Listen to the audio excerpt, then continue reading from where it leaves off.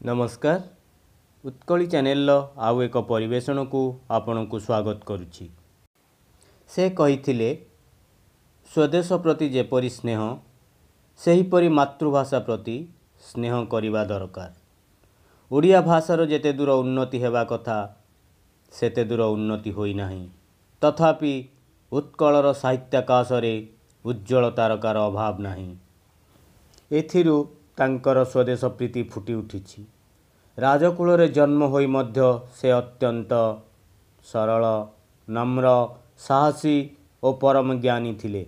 धन संपद मध्य बढ़ी राजसिंहासन रे बसी मध्य से देशवासी ठारू अलगा बोली मने करू नथिले। तांकर देशप्रीतिर पटांतर नाही। सर्वधर्म समन्वय मतवाद प्रति तांकर यथेष्ट सम्मान थिला।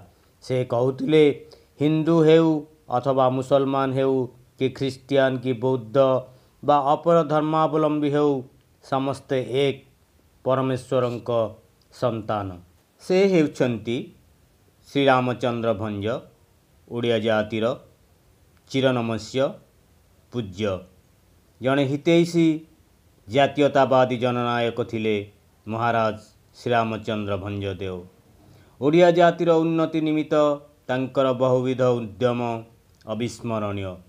ओडिशार बहु लोकहितकर अनुष्ठान तांकर अमूल्य अवदान रे सुप्रतिष्ठित और पवित्र स्मृति रे महिमा मंडित।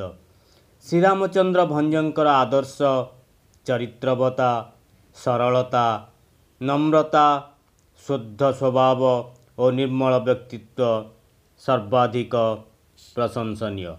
खंड विखंडित उत्कलर एकीकरण तथा भाषा भित्तिरे ओडिशा को एक स्वतंत्र प्रदेश रूपे गठन करिबा पई जेउ आंदोलनर सूत्रपात होइतिला एवं उक्त कार्य उत्कल गौरव मधुसूदन को जेउ केते जण मनीषी सहायता करितिले सेमानंक मध्यरे महाराजा श्रीरामचंद्र भंज थिले अग्रगण्य।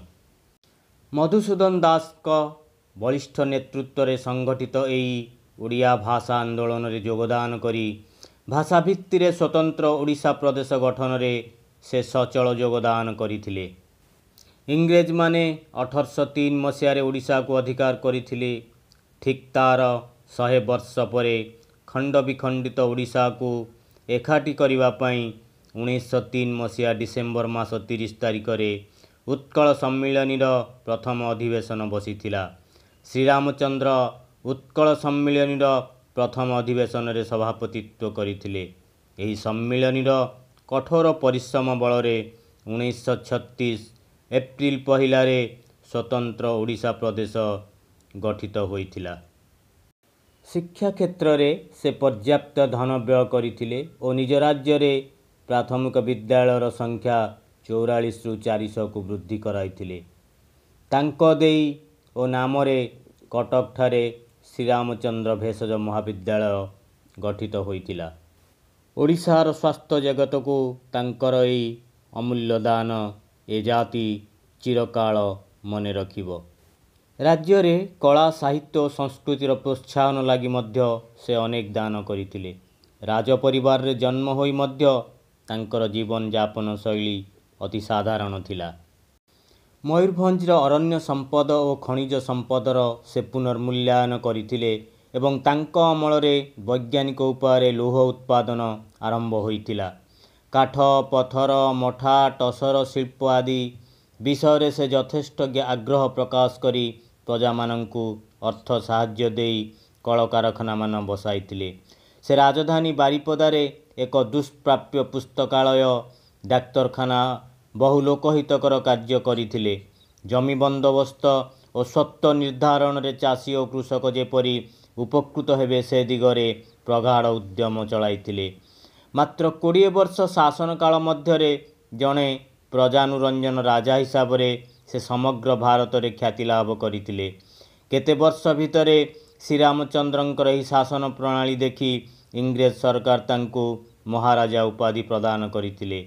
एक आदर्श राज्य गठन करिवा पई से पृथ्वी भ्रमण रे बाहरी थिले।